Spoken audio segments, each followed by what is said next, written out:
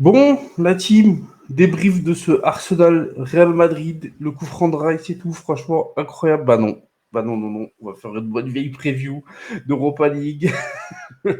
Manchester United, donc réussit de belle saison, puisque bah on est quart de finaliste européen contre le légendaire septuple champion de France lyonnais.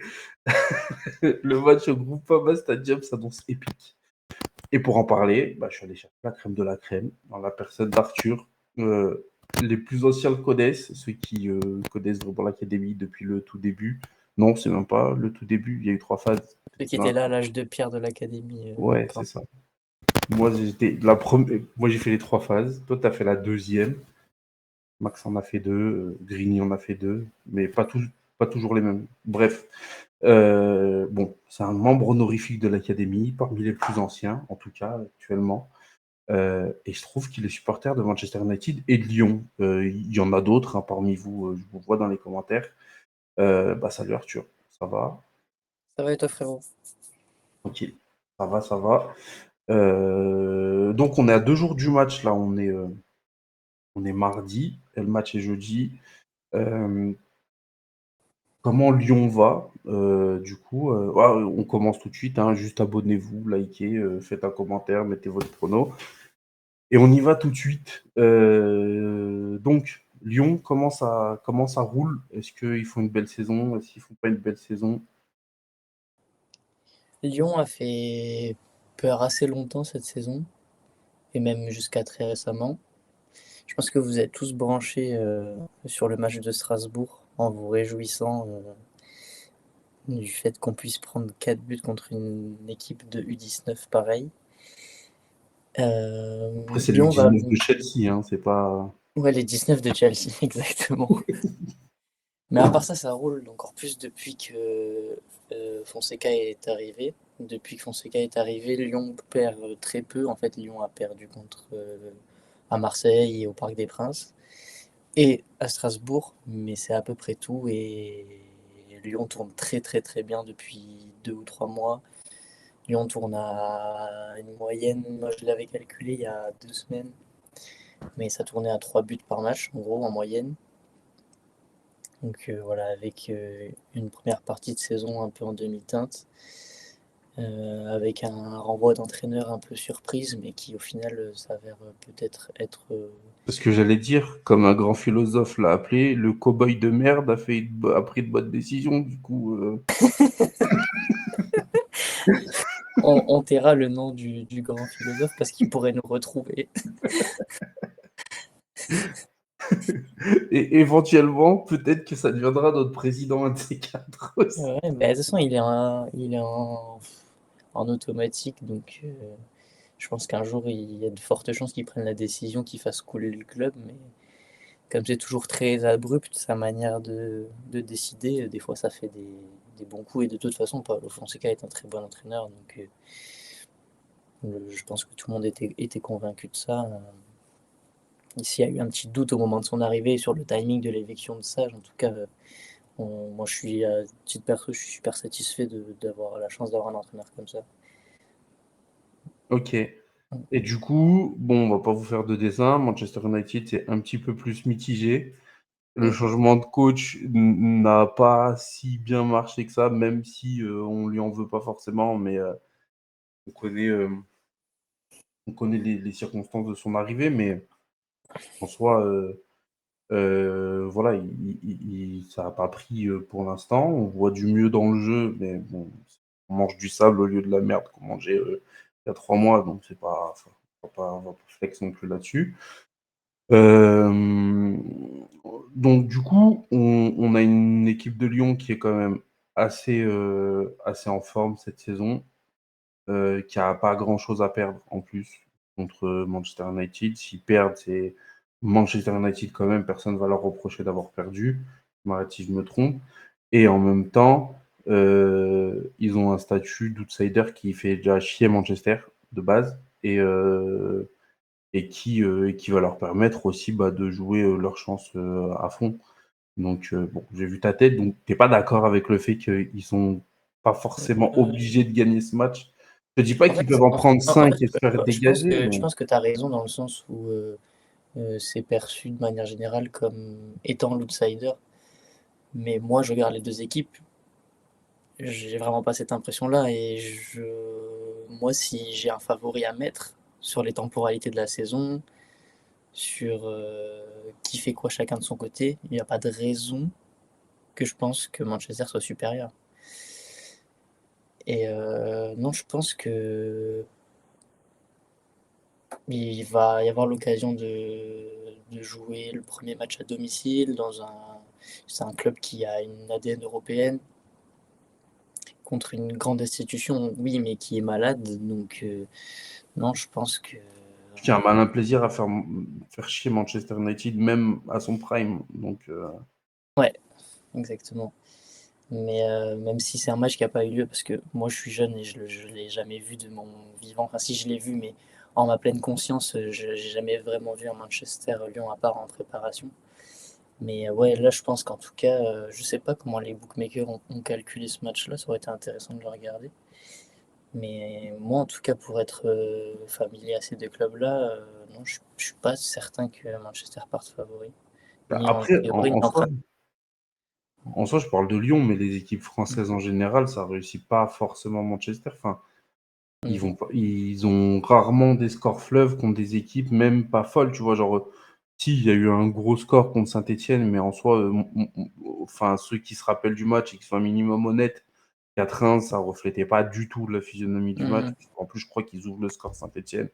Et derrière, enfin, voilà, c'est pas. Enfin, Ouais. voilà, en tout cas, Mm. contre les Français, Lille, ils nous ont fait des misères plein de fois. Marseille, en Ligue des Champions, il y a plusieurs années, avec le but de Chicharito, là, ça n'avait pas été facile non plus. Enfin, c'est pas une promenade de santé, les équipes françaises en général, parce que c'est des équipes qui sont capables du meilleur comme du pire.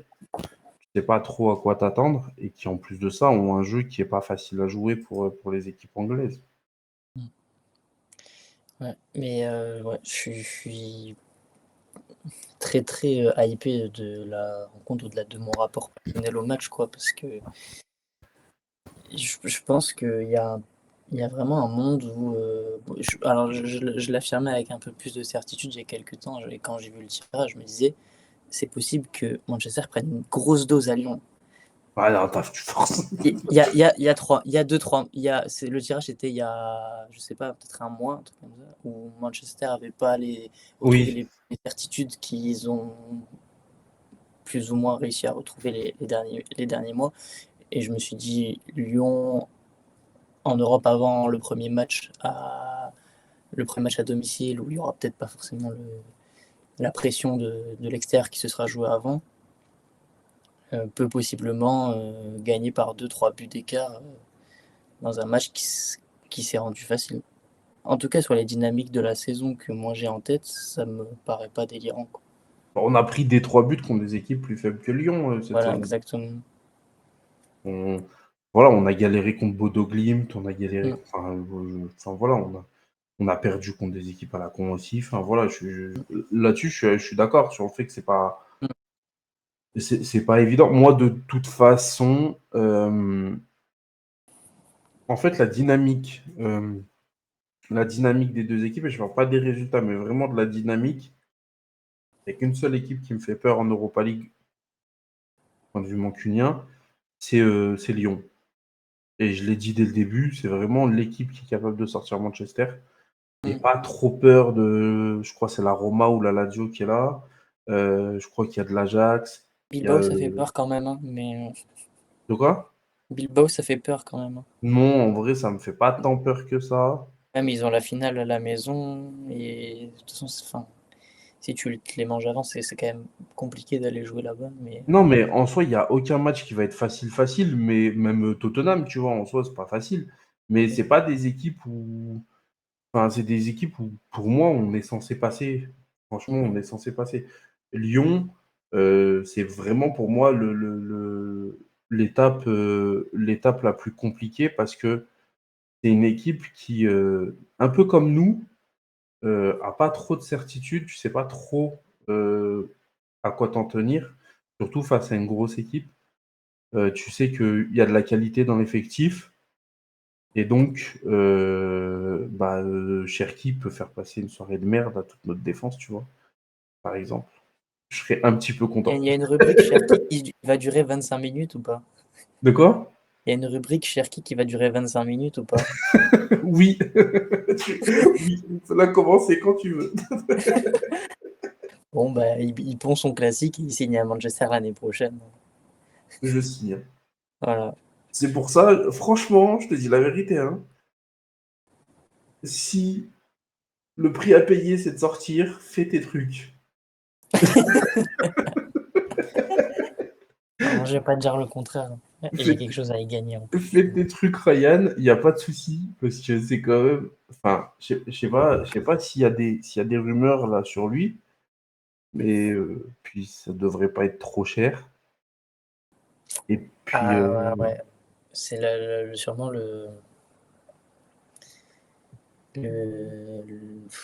la valeur financière la plus inexplicable de tout le marché foot européen. Mais il se trouve que c'est difficile à le valoriser à plus de 30 millions. J'ai essayé de comprendre pourquoi, de rationaliser la chose, mais je suis arrivé à aucune conclusion parce satisfaisante. qu'il a fini par re-signer cet été. Ouais, il doit lui rester. Je pense qu'il lui reste 1 an de contrat encore à la fin de la saison. Ouais, bon, en Mm. soi, Mm. il lui reste un an de contrat. On sait que l'OL est quand même assez vendeur, déjà par principe. Mm. C'est pas une équipe qui va forcer pour garder ses joueurs. Enfin, c'est comme ça que je les vois. Donc Lyon serait sûrement vendeur. Lui, je pense qu'il a envie de partir. Enfin, on l'a vu aussi cet été, il a envie de partir. Et dans les cercles, dans les cercles bien couscous, bien macroute, on va dire, il y a la rumeur de, il a un gentleman agreement avec Textor et il doit partir. Alors, si c'est les Algériens qui en parlent, c'est pas pour rien. C'est parce que apparemment, je sais pas si tu as T'es un entendu chien. cette théorie. Oui, mais t'es un chien, c'est même pas. Ça sort de. Je me demande si c'est pas Hugo Guillaume qui l'a sorti celle-là. Ouais. Moi, c'est des TikTokers algériens qui m'ont appris cette histoire Non, je crois que c'est vraiment vrai. on lui a dit, enfin, Ouais. qu'il a choisi l'Algérie et on lui a dit, Ah, je crois que tu parlais du gentleman agreement qu'il avait avec Textor pour mais partir. justement, ce Ah, gentleman agreement, il est lié à ça. C'est pour ça que je te dis que si ok. ça tourne dans nos cercles, c'est pas pour rien, parce que Ok. ça nous concerne. C'est que en gros, il y a un gentleman agreement où il devait partir cet hiver, et en échange, il a accepté de ne pas communiquer son choix pour l'Algérie. Ouais, bon, j'ai pas cette dimension du deal dans le Non, mais truc. non, mais voilà, tu découvres un peu le Ok. TikTok. Tu découvres un peu les Algériens qui parlent de foot, voilà. Ok. T'es J'ai pas face à cette t'es j'avoue. face à un grand modéré, donc tu ne sais pas. Mais voilà, lui a déjà choisi apparemment. Mais bon, voilà, bref. Donc oui, il y a un gentleman agreement avec Textor, et donc je pense aussi que ça explique son faible coût. Et je comprends pas pourquoi Manchester United, qui compte les centimes et qui laisse ses caissiers crever de faim, pour gratter 2 millions, ne va pas sur un joueur de ce talent-là, à ce prix-là, Mm. quoi. Donc voilà, si ça peut faire ouvrir les yeux à Jim de se prendre un triplé, on y va. On y va tellement. Et s'il peut nous pondre un classique au match aller et qu'en plus de ça, on se rattrape au match retour, on est bon. C'est encore mieux. Ouais, j'espère que ça lui permettra de faire le match qu'il doit faire. Il y a un truc, un climat médiatique qui pèse un peu autour de lui. Et j'ai peur que ça devienne un peu le flop de l'année, tant l'approche de la rencontre, elle est abordée selon le storytelling, c'est le match de la vie de Cherki. Ce qui est vrai, hein, il y a un truc c'est son premier match euh, contre un gros Européen, en fait. Si tu te balades sur Twitter, tu liras sûrement, parce qu'il y a des gens qui arrivent à pas blairer Cherki, ça existe, qui disent qu'il est pas bon dans les gros matchs. Il n'a jamais joué un gros match de sa vie, si on met la Ligue 1 à part et les gros du championnat, qui sont pas d'ailleurs des variables qui influent sur son niveau de performance. Bref, je ferme la parenthèse. Mais c'est son premier grand rendez-vous en fait, puisque l'OL ne joue quasiment plus de compétition européenne depuis que lui s'est intégré dans le groupe pro. Donc c'est un énorme rendez-vous et bon, il y a déjà une mise en abîme dans la presse française entre les questions qui lui ont été posées en zone mixte après le match contre ce week-end, c'était Lille, match contre Lille, lui dire bon voilà c'est votre premier match sur un club qui vous surveille, voilà, on sent qu'il y a une pression qui est assez forte autour de lui. Et j'espère qu'il saura prouver à tout le monde ce que moi je répète depuis 5 ans à son sujet. Oui, bah écoute, moi je l'aime bien depuis. C'est un match contre Ajaccio où il avait pondu une deuxième mi-temps de zinzin. Et donc du coup j'ai signé. Mais donc je suis à fond dans le train aussi. Mais le problème c'est que même si il réussit le match de l'année, et c'est justement le problème côté Manchester United, ce qui va nous emmener aux clés du match, bah Manchester United a tellement peu de certitude que tu n'es pas sûr que ça veuille dire quelque chose sur son avenir. Tu vois, on peut aimer le joueur comme toi ou moi et avoir confiance et se dire bon bah c'est un giga joueur, il va péter. Mais en tout cas, le fait de réussir dans ce match-là montrera au mieux qu'il sait bien gérer la pression d'un match important. Tu vois, pas forcément Oui, il a le talent de foutre la misère. Enfin, je rappelle que Euro, il s'est fait mettre une laisse autour du cou par Souleymana, tu vois. Donc, c'est vrai. Mais ouais. Je sais pas, c'est plus le contexte que l'opposition en tout cas. oui, mais c'est pour ça que je te dis, au mieux, ça veut dire qu'il sait bien gérer la pression d'un Oui, match important, tu vois. Mais de là à un grand match avec tout ce que ça implique de qualité à avoir pour réussir à battre des gros défenseurs qui vont pas mm. se laisser aller, Ouais. Mais c'est parce que je pense que bah, comme ça je me permets de faire un peu la transition vers les clés du match, c'est que c'est deux équipes qui sont un peu euh, antinomiques. Et genre, je pense que le peu de choses, je vois pas beaucoup de qualité se dégager du groupe de Manchester cette année, mais les derniers matchs, j'ai l'impression qu'il y a arrive à se rassurer sur des bases défensives. Lyon, c'est tout l'inverse. C'est que c'est une attaque de feu, une défense très fragile, très très mauvaise en transition. Et je pense que c'est possible que Lyon puisse se casser les dents sur ce genre de défense-là. Donc je pense que son match, dans tous les cas, voudra dire quelque chose du joueur qu'il est vraiment. ouais, En fait. c'est bon, hein. Ok, mais je sais plus où j'en étais du coup, mais Tu vas-y, m'as dit remets. que ça voulait, ça, c'est un match qui en dira quand même, qui dira quelque chose quand même de son Ouais, avenir. bah, j'avais fini, tu peux enchaîner. Ok. Donc bon, on a mis pause parce que, et je m'excuse pour ceux qui nous regardaient, le fond était en train de convulser, donc il a fallu que je change. Donc c'est bon. Donc voilà, on avait commencé à aborder les clés du match. Donc Lyon, Manchester United, c'est voilà, on l'a dit, deux équipes qui sont au pire malades, au mieux en période de transition. C'est-à-dire que même si Lyon s'en sort quand même beaucoup mieux dans sa saison que Manchester, c'est quand même deux équipes où on a très peu de certitude long terme. Même si on prend sur la longueur, des équipes sont capables de faire une bonne saison et la saison d'après complètement s'effondrer. D'ailleurs, Manchester United, quand on a fait une bonne saison, on s'est systématiquement effondré la saison d'après. Euh, Là, cette saison, ça a été carrément poussé à l'extrême, c'est-à-dire que cette tendance, elle est toujours vraie, mais elle est vraie de match en match, plus de saison en saison. Donc, tu fais un bon match, le match d'après, tu perds. On a une certaine continuité dans les bonnes prestations qui s'est faite. Euh, on arrive un peu à. J'ai l'impression qu'on arrive un peu à faire ce que le coach demande. S'il faut défendre parce que c'est Manchester City et que si on arrache un match nul, c'est la performance de l'année, ben on arrive à le faire. Si on arrive à essayer de contrôler le ballon, on arrive plus ou moins à le faire, comme contre le match d'avant, c'est quoi Forest.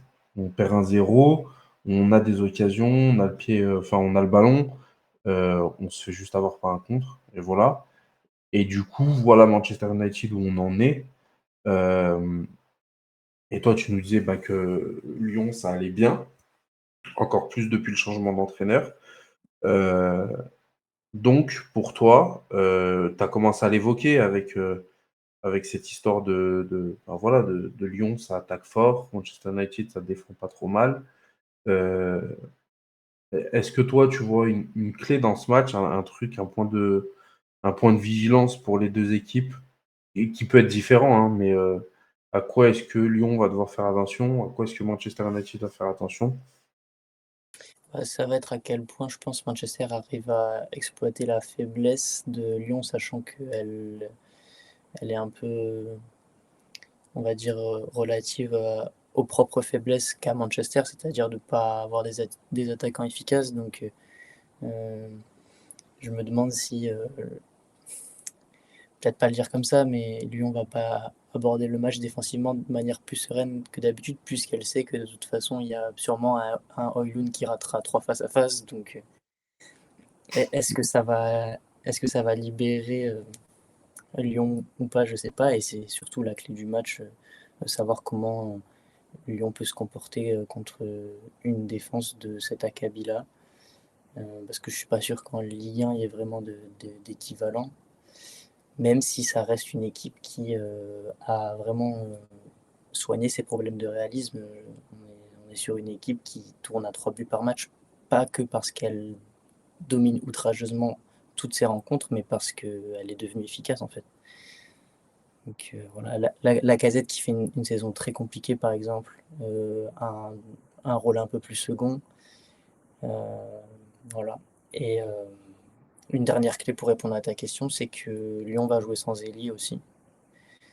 Donc dans des dispositions un peu nouvelles, donc c'est un peu une inconnue ce match en fait, puisqu'on va jouer pour la première fois depuis que Fonseca est là sans ailier, puisque Nuama s'est fait les croisés ce week-end, et que Fofana est forfait visiblement pour le match. Donc, Ok. Moi, du coup, mon avis là-dessus, c'est que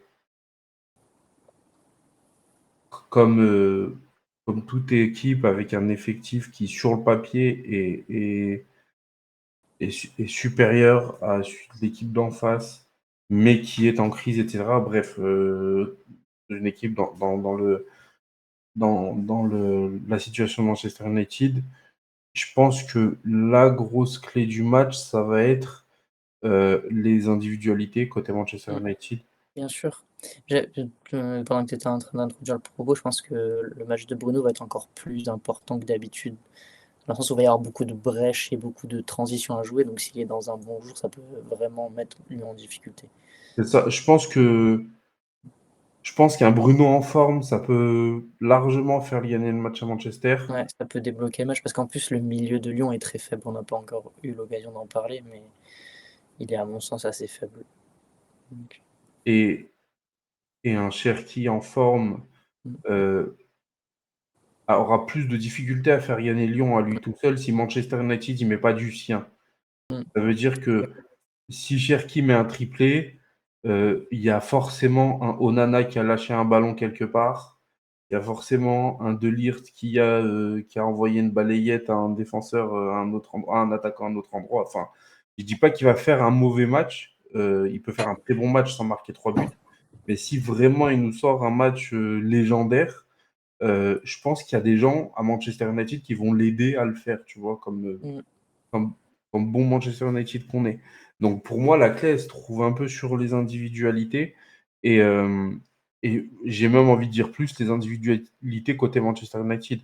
Si Onana nous sort un match de zinzin, ça va être très compliqué pour Lyon de gagner. Si notre défense est à son niveau, ça va être compliqué. Enfin voilà. Je pense qu'on est à, étant donné la qualité des joueurs, parce qu'on parle quand même de joueurs qui sont censés sur le papier devenir ou être dans les meilleurs du monde. S'il y en a deux ou trois qui s'activent et qui sont au terme actif, au sens activé comme activer une machine, tu vois, qui s'activent et qui montrent vraiment de quoi ils sont capables, je pense qu'à ce moment-là, Lyon va difficilement être au niveau. C'est pas mon scénario privilégié, hein, je te le dis tout de suite. C'est plus, et du coup, justement, si ce scénario arrive pas, ça va être ben, comme un peu quand tu as une équipe qui est en crise et une autre qui doit venir la challenger.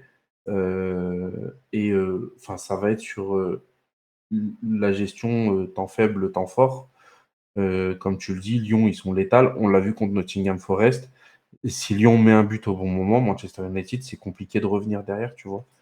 Si, si on a le ballon pendant 40 minutes et qu'à la 42e minute, grande frappe en avant du gardien et reprise de Cherki dans la surface et but, bah, on ne revient pas en général dans ces matchs-là. Enfin, ça devient compliqué.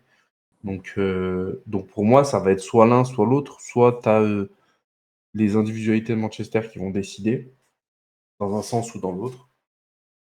Soit il va falloir faire attention à la gestion temps faible, temps fort. Manchester va falloir apprendre à marquer au bon moment.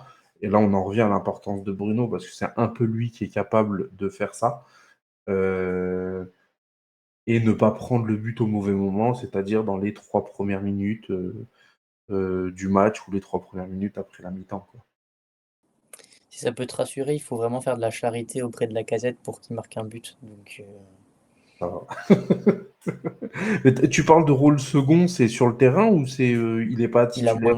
moins de temps de jeu, beaucoup de moins de temps de jeu. Et en fait, je pense qu'il aurait été second bien avant si Mikotadze avait réussi à s'inscrire dans la durée à chaque fois qu'on lui a donné une occasion de briller. Mais il a jamais su le faire plus d'un mois en gros. Là, pour l'instant, il est sur une bonne phase et il n'est pas encore retombé dans le creux. Donc, on espère qu'il puisse faire un bon match. Je sais d'ailleurs pas qui est-ce qui sera choisi pour jouer contre Manchester. Il y a un mois, il n'y aurait pas eu de doute sur le fait que sur ce genre de match-là, on aurait mis la Lacazette. Là, je vois le truc comme beaucoup moins sûr et je serais incapable d'avoir une prédiction à J-2 de qui va jouer devant. Mais en Mmh. tout cas, ce qui est certain, c'est que s'il n'est pas second dans le, dans le, s'il il est là, il est second par défaut parce qu'il est mauvais. Donc, Ouais. mm. Oui, parce qu'en soi, tu te passes pas de l'expérience de Lacazette sur un match comme ça. Oui, Après, s'il est vraiment non, nul, tu t'en passes. mais en fait, c'est ce que je te disais, c'est aussi que je pense que comme on va jouer pour la première fois sans ailier, on risque d'avoir un système de jeu très axial pour le coup, et c'est aussi possible qu'ils jouent les deux ensemble devant. Ok, d'accord. Bon. On Moi, à va- ce stade, si, genre, je pense que la compo offensive devrait ressembler à quelque chose comme Cherki, Almada, Tolisso, Tessman, et devant peut-être Mikotadze, Lacazette, quoi. Un truc comme ça. Ok. Tolisso fait une belle saison, non? Ouais, Tolisso fait une très très belle saison. Il aurait sûrement mérité d'être en équipe de France, mais on connaît le bif de Didier avec les gens du 6-9, donc... Mais ouais, il fait une très belle saison, il marque beaucoup de buts. Je me demande s'il est pas proche d'une totale de buts de la casette d'ailleurs. Et globalement, il doit être sur un but sur tous les deux matchs, je pense. Il doit avoir des stats, je sais, connais pas ses stats, mais elles doivent être assez hallucinantes pour un milieu. Et ouais, il fait un très bon match qui n'empêche pas le milieu de lyonnais de. Le milieu de Lyon, c'est pas la qualité première de l'équipe parce que tout ce qui vient après Tolisso est assez faible, je trouve. Mais, euh, mais ouais, Tolisso fait une énorme saison et ce sera un des joueurs à surveiller, quoi. Il y a une dernière clé du match. Je fais un peu le profiler à la con, mais en soi, le fait que Zirkzee pas été aligné ce week-end, euh, je pense que ça, je pense qu'il va avoir un rôle assez important dans ce match parce Ouais. il a reposé presque personne sauf lui. Et à part à penser que Højlund est préféré à lui sur des critères sportifs, ce que je ne crois pas. Sur des critères ratio, pourquoi pas. Mais à part ça, ça voudrait dire qu'il veut juste le reposer, quoi. Il est tard. Ça y est. Il fallait en faire une. Euh, Mais du coup, en mettant en place ces deux options qui sont sûrement pas les bonnes, euh, Il reste le fait que il le repose. Et bon, moi je tablerai plus là-dessus. Et du coup, ça veut dire quand même qu'il va avoir un rôle important. C'est aussi le poste où il peut reposer des gens, puisqu'il a Garnacho et qui semble penser que c'est un bon joueur. On va savoir pourquoi. Euh, donc voilà, moi j'attends de voir Zirkzee. Est-ce que ça veut dire qu'il veut le mettre en 9 et dans ce cas-là il me saoule? Est-ce que ça veut dire qu'il veut le mettre en 10 et qu'il va avoir des responsabilités dans le jeu? Et je trouve que c'est une très bonne chose. Parce Ouais. qu'un Zirkzee en forme avec un Bruno en forme, Højlund peut être tout aussi Højlund qu'il veut, ça va faire du bien quand même. Ouais. Parce qu'il sera utile en plus dans je t'ai dit, un match où je pense que les grandes occasions de Manchester, elles feront suite à des transitions sur lesquelles Lyon est pas au point parce que la charnière centrale est pas bonne. Les transitions défensives, c'est ça que tu veux Ouais, dire? les transitions Ouais, défensives, c'est la plus grande faiblesse de l'OL cette année. ok. Les transitions défensives, on est sur une équipe qui quand même, faut se prendre la mesure, peut perdre à tout moment un match qu'elle gagne par un but à 5 minutes de la fin parce qu'elle a réussi à prendre une transition Mm. sur une mauvaise transition défensive sur une action qu'elle a concédée sur des moments où normalement, juste en mentalisant que tu peux être en danger à chaque moment, c'est des moments qui sont pas censés t'arriver, ou pas à ce niveau en tout cas. Mais à Lyon, ça arrive encore ce week-end où à 2-1, à 88, à la 88e, tu te retrouves avec un 3 contre 2 où heureusement Haraldson fait un très mauvais choix et fait une passe à Perry, mais voilà, c'est ça la thématique, quoi. Ok. Bon, je pense qu'on est assez complet là-dessus. Est-ce que non? Quel est ton prono pour ce match? Ce match en particulier, après J'y ai je même pas pensé. on va lancer un on Ouais. va lancer un arc. Donc sachez qu'il y aura 2 previews, 2 débriefs. Il y aura un autre ancien de l'académie, mais que vous connaissez un peu plus Mm. parce qu'il a fait des vidéos plus récentes sur le débrief, c'est Nelson. Je suis pour parler de la chaîne vite fait, hein, en attendant, on ne fera pas de react sur ce match. Heu, Déjà parce que je compte manger devant, premièrement. Et deuxièmement, Riku n'est pas là puisque lui, il a décidé de casser son PEL sur le darknet et récupérer des places. Donc, donc lui sera au stade. Et comme on a vu en début de saison ce que ça donne, un React avec que moi, quand le match est chiant, ce qui n'est pas délirant, et ben, C'est pas le cas, je pense, mais je suis pas sûr qu'au match aller, on va avoir un spectacle de zinzin. Je pense qu'il y a deux équipes qui vont avoir quand même peur de perdre le match. les phases finales européennes au grand stade, c'est rarement. J'ai pas beaucoup de souvenirs de matchs chiants, mais on en reparlera. Ouais, bah, t'as les détraqueurs mancuniens qui viennent et qui respirent toute l'énergie vitale des équipes, qui vont se faire de joie de te contredire. Donc, j'ai pas trop de soucis là-dessus. Je pense qu'on est capable de rendre ce match nul. Donc ouais. Non, dans tous les cas, enfin voilà, on fera pas de react pour ça parce que je risque de me faire chier. Mais par contre, directement après le match, il y aura le débrief avec Arthur et avec Nelson, puisque Arthur n'est pas au stade et moi non plus, du coup. Puisque le club a décidé de donner des places abonnées avec des +6, donc personne n'a de place à part sur le dark web, comme tu l'as rappelé. Après, je suis assez content qu'ils fassent ça parce que tu as des gens qui payent des abonnements à des prix délirants et c'est bien qu'ils puissent rentrer à un moment donné, tu vois. Ouais. C'est aussi bien que ces gens-là puissent être récompensés. Donc, allez-y, les gars. Même si j'aurais bien aimé être au stade, mais bon, c'est pas grave. Voilà. Donc, ton prono, t'as eu le temps d'y penser? Ouais, je pars sur un 2-0 pour l'OL. Ah ouais, t'es vraiment sûr de toi. Ouais, j'ai une bonne sensation sur une victoire, un gros soirée européenne pour Lyon. On aurait dû demander à Grigny et à Alexandre leur prono. On aurait su la tendance. Connu la tendance du match. Euh, Moi, je vois quand même un bon match de merde, comme je disais, parce que je pense qu'il y a deux équipes qui ont beaucoup à perdre dès le match aller. Ouais. Je fais peut-être un petit peu trop d'analogie entre Manchester United et Lyon. Je les vois peut-être un peu trop pareils. Mais en tout cas, je sais que Manchester va avoir peur de perdre ce match dès le match aller. Et c'est bien parce qu'ils sont lucides.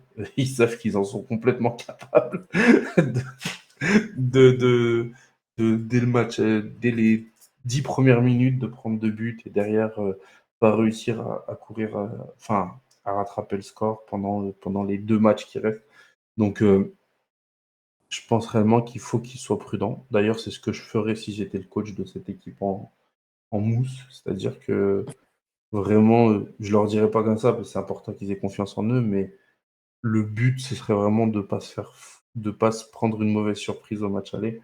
Après, tu as le match retour à Old Trafford. Euh, Là, à ce moment-là, tu y vas un peu plus, tu vois. Mais je vois pas Manchester assez intelligent pour jouer bien ses coups et marquer à des moments clés pour, tu vois, c'est ce qu'une grande équipe ferait, tu vois. C'est vraiment Lyon, c'est pas facile à jouer. On va les attendre. Enfin, on va les attendre dans le sens où on va jouer bien nos chances. On leur en met un ou deux, on se facilite le match retour et voilà. Je vois pas Manchester être assez intelligent pour réussir ces coups-là. Et du coup, je pense qu'il faut pas qu'il se lance à l'abordage parce que du coup, surtout si l'attaque de Lyon est en forme, ça va être compliqué parce que on a des certitudes défensives, mais dans les certitudes défensives, il y a le fait que on est grave capable de se faire prendre à défaut sur une longue balle. Sur une longue balle, sur une main d'un défenseur, sur une faute dans la surface. Enfin, voilà, tous les trucs qui peuvent te pourrir Une un main match, d'un défenseur pour pas dire de licte. Et ok. par exemple.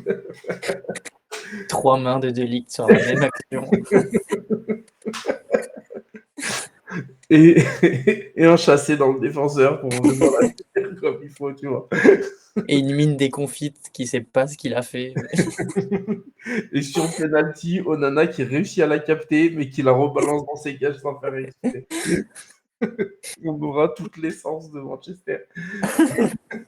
Mais voilà, donc moi je vois un 0-0 en fait. Je pense qu'on va jouer le même match qu'on a joué contre City. C'est-à-dire on va être prudent, on va essayer d'avoir le pied sur le ballon, essayer d'être bon, mais sans forcément forcer le destin. Donc voilà, c'est on a assez complet. Est-ce que tu as quelque chose d'autre à ajouter Ça va pour moi, Mehdi. Ok. Eh ben, écoutez, merci de nous avoir regardés. On se retrouve pour le débrief du match. Je pense pas que demain on fera une vidéo pour raconter notre vie. On va vraiment. Dieu merci. Hein. Dieu merci. Je suis fatigué, il est 1 heure déjà là. Il m'a fait faire des heures sup. Non, on va juste faire le débrief dimanche direct après le match. Et voilà. Donc, je vous rappelle de vous abonner, de liker, de nous donner votre prono. Et puis, on se retrouve très vite. Ciao. Salut. Et merci Arthur d'avoir été là. En prie.